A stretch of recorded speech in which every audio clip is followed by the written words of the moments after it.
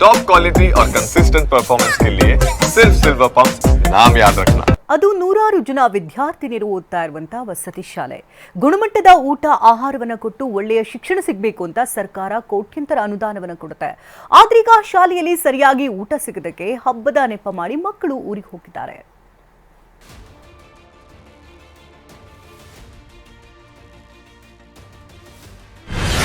Bag ತುಂಬಿಕೊಂಡು ಹೋಗ್ತಿರುವ ವಿದ್ಯಾರ್ಥಿನಿಯರು, store ರೂಮ್ನಲ್ಲಿರುವ ಡಬ್ಬಿಗಳೆಲ್ಲ ಖಾಲಿ ಖಾಲಿ.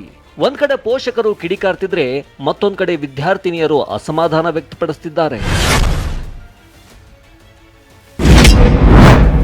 ಕಿತ್ತೂರು ರಾಣಿ ಚೆನ್ನಮ್ಮ ವಸತಿ ಶಾಲೆಯಲ್ಲಿ ಅಧ್ವಾನ.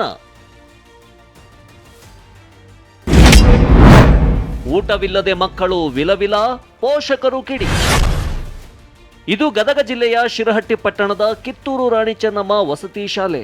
ಗುಣಮಟ್ಟದ ಶಿಕ್ಷಣ, ಊಟ, ವಸತಿಗೆಂದು ಸರ್ಕಾರ ಕೋಟ್ಯಂತರ ಅನುದಾನ ನೀಡ್ತಾ ಇದೆ.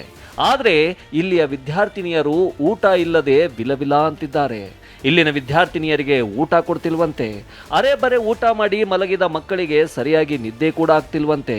ಪಂಚಮಿ ಹಬ್ಬಕ್ಕೆಂದು ಕರೆದೊಯ್ಯಲು ಬಂದ ಪೋಷಕರ ಬಳಿ ಮಕ್ಕಳು ತಮ್ಮ ಗೋಳು ಹೇಳಿಕೊಂಡ್ರು. ಈ ವೇಳೆ ವಸತಿ ಶಾಲೆಯಲ್ಲಿ ಪೋಷಕರು ಪರಿಶೀಲಿಸಿದ್ರು. ಸ್ಟೋರ್ ರೂಮ್ನಲ್ಲಿರುವ ಡಬ್ಬಿಗಳೆಲ್ಲ ಖಾಲಿಯಾಗಿದ್ವು.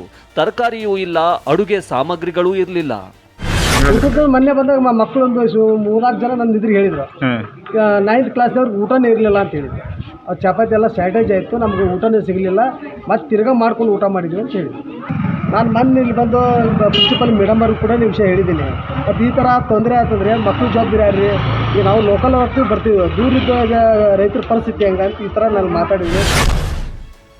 ಈ ವಸತಿ ಶಾಲೆಯಲ್ಲಿ 6ರಿಂದ 10ನೇ ತರಗತಿಯವರೆಗೆ 250 ವಿದ್ಯಾರ್ಥಿಗಳು ಓದ್ತಿದ್ದಾರೆ. ಹಿಂದೆ ಎಲ್ಲವೂ ಚೆನ್ನಾಗಿತ್ತಂತೆ. ಆದ್ರೆ 6 ತಿಂಗಳ ಹಿಂದೆ ಹೊಸ ಪ್ರಿನ್ಸಿಪಾಲ್ ಬಂದಾಗಿಂದ ವಾರ್ಡನ್ ಮಧ್ಯೆ ಗುದ್ದಾಟ ನಡೆದಿದೆಯಂತೆ. ಇದೇ ಕಾರಣಕ್ಕೆ 15 ದಿನಗಳಿಂದ ಸರಿಯಾಗಿ ಊಟ ಇಲ್ಲ ಅಂತ ವಿದ್ಯಾರ್ಥಿನಿಯರು ಆರೋಪಿಸುತ್ತಿದ್ದಾರೆ.